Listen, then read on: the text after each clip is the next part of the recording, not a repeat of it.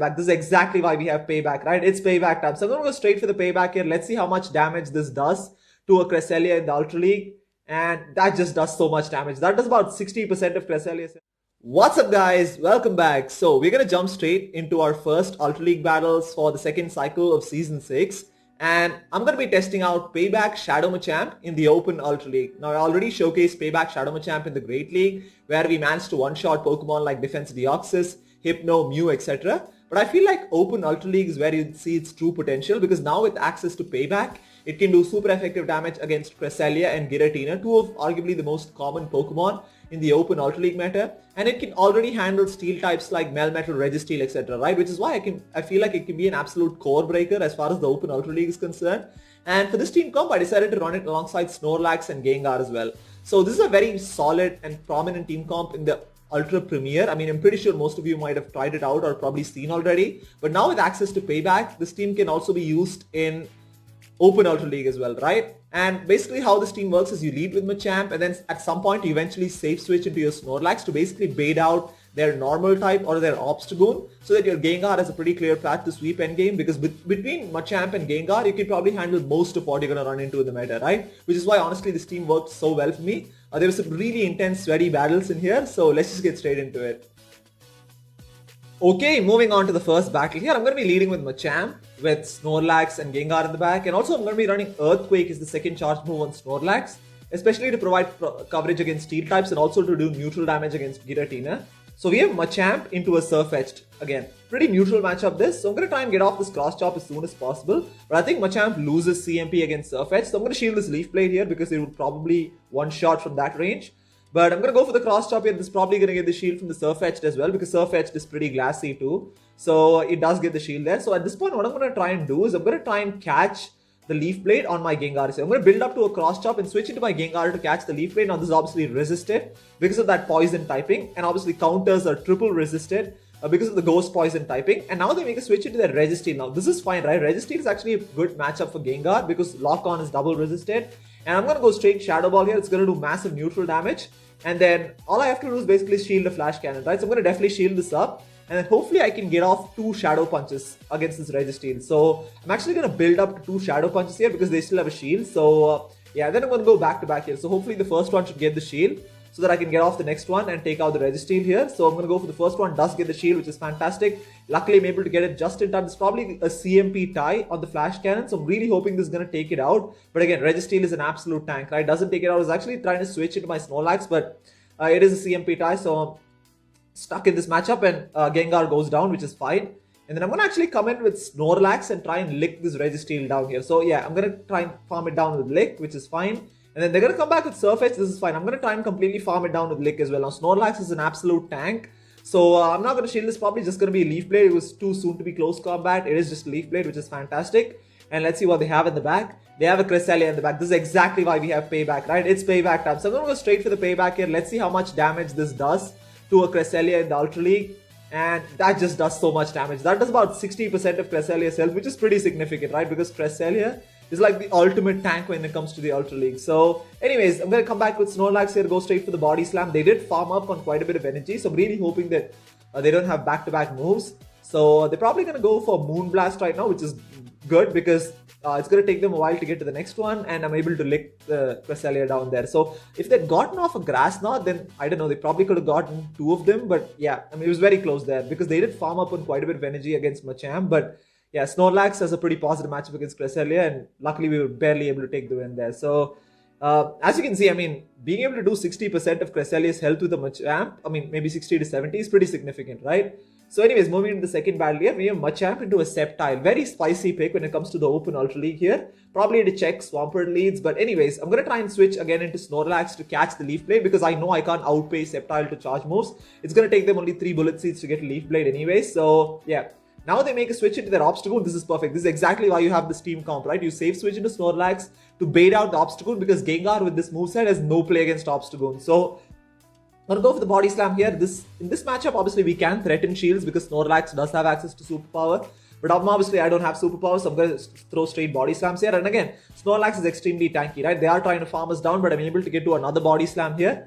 And this is going to do decent amount of neutral damage and put this Obstagoon into counter farm down range for my Machamp here. Obviously, Machamp is absolutely going to destroy this Obstagoon, being double weak to fighting because of the normal dark typing. And I'm going to shield this up because just in case it's a Gunk Shot or a Cross Chop or something, it's just a Night Slash.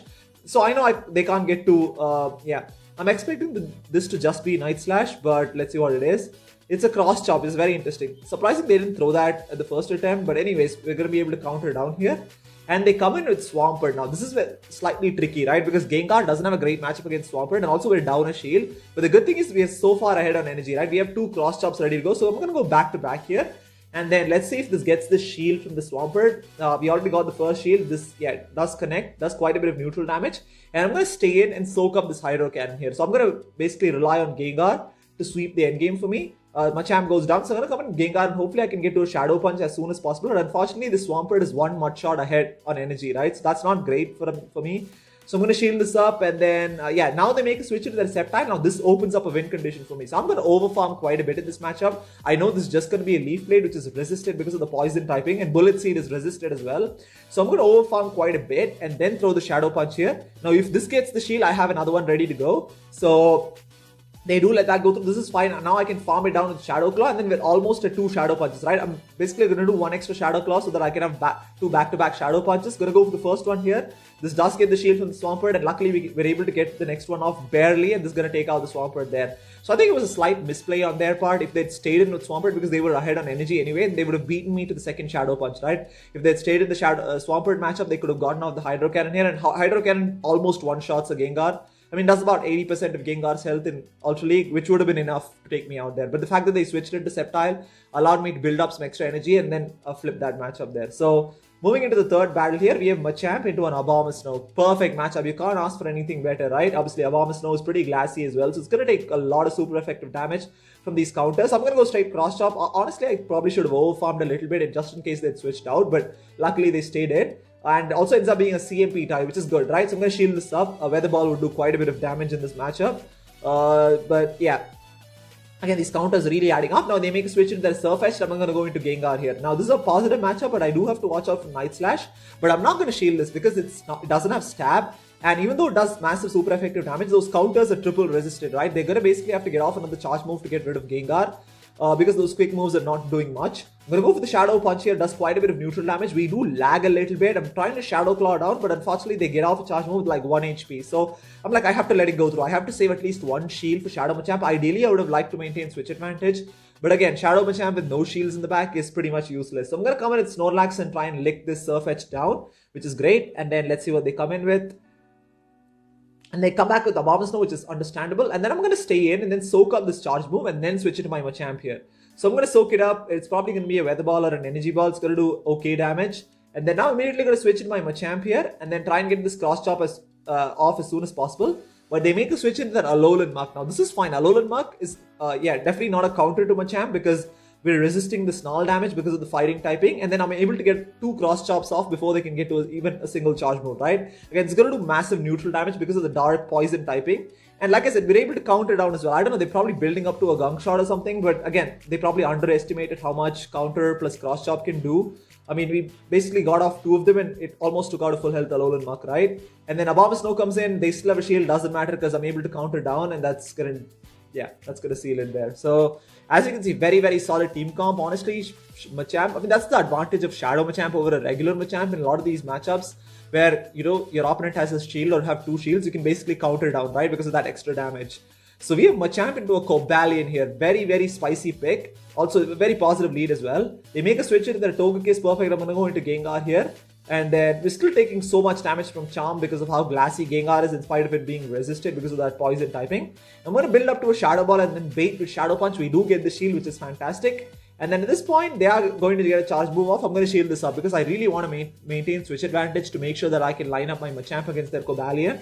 So I'm going to build up to 2 Shadow Punches here and then go back to back. The first one should put it pretty low if it goes unshielded.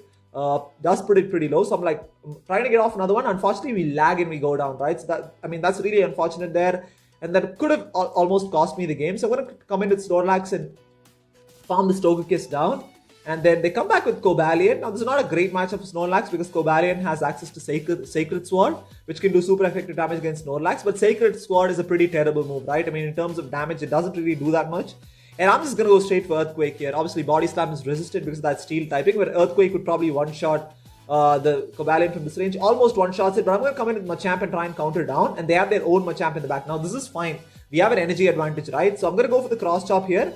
And we should be able to beat this Machamp to this next charge move, right? I'm going to be able to get to this Cross Chop before they can get off their first Cross Chop here. This Cross Chop is going to do massive neutral damage to this Machamp here. But it's still kind of tricky because we have Snorlax in the back.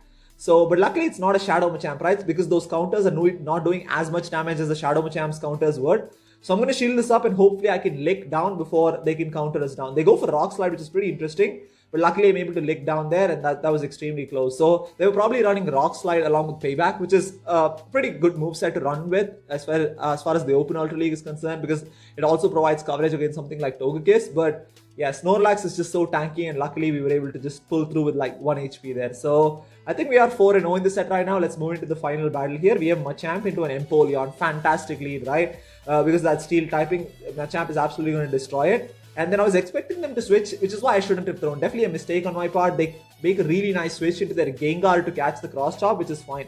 I'm going to come in with Snorlax and completely wall this thing, right? So I have to watch out for Focus Blast. So I am counting these Shadow Claws here. And this is too soon to be Focus Blast, right? At best, this is going to be a Sludge Bomb. It is a Sludge Bomb, does quite a bit of neutral damage. It's fine. They're not going to be able to get to another Sludge Bomb. I'm going to be able to completely lick down here. This is just going to be a Shadow Punch, which is double resisted. I don't have to shield this. And then we have so much loaded energy for whatever is going to come out next. Let's see what they come in with. They come in with Obstagoon. This is perfect, right? We have so much loaded energy right now. So I'm going to spam these Body Slams here. Going to go for the first Body Slam. Does get the shield. Again, this is the thing about Snorlax. So you're going to be able to get shields against Obstagoon because of the superpower threat. So going to go for the next Body Slam here and does quite a bit of neutral damage. And then we should be able to get to another one, right? This is where Snorlax with loaded energy can be so deadly because we're going to put this Obstagoon to almost 50% health and we have like an almost full health Shadow Machamp in the back, right? So I'm going to come in with my Machamp here and completely counter this Obstagoon down. They do have a lot of loaded energy right now. So yeah, I'm actually going to come in with my Gengar. Now I remember, because I know they have an Empoleon in the back, which is also weak to Machamp. I'm going to come in with Gengar and basically soak up this charge move and then come in with my Machamp here, because I know I can counter this Empoleon down. And I'm going to shield this up and then I'm going to try and completely counter this Empoleon down. They do go for Drill Peck, which is fine. And then I should be able to counter it down here. And then I'm hoping that I can counter this Obstagoon down as well. I'm not going to throw a charge move because they still have a shield. So I'm going to shield this up and then probably just going to be a Night Slash, but it's fine. I'm going to be able to counter it down. They get the attack boost, but we're barely able to counter it down because if I hadn't taken it out, Gengar would have had a hard time, right? Because those Ghost type moves are triple resisted. I definitely needed to rely on my Machamp to get rid of the Obstagoon, and you can see that shadow damage there. If that wasn't a Shadow Machamp, then we wouldn't have done enough damage to take out the Obstagoon and we could have lost that game, which is why I think Shadow Machamp is probably better off than, you know, your regular Machamp there. So as you can see, very, very solid set. We were able to overcome a few tough leads. A few times we did win the lead, but overall, like I said, this team honestly worked really, really well for me. So anyways, thank you so much for watching. I'll be trying out Payback, Shadow Machamp in other team comps as well, so stay tuned for that. And yeah, I'll see you next time.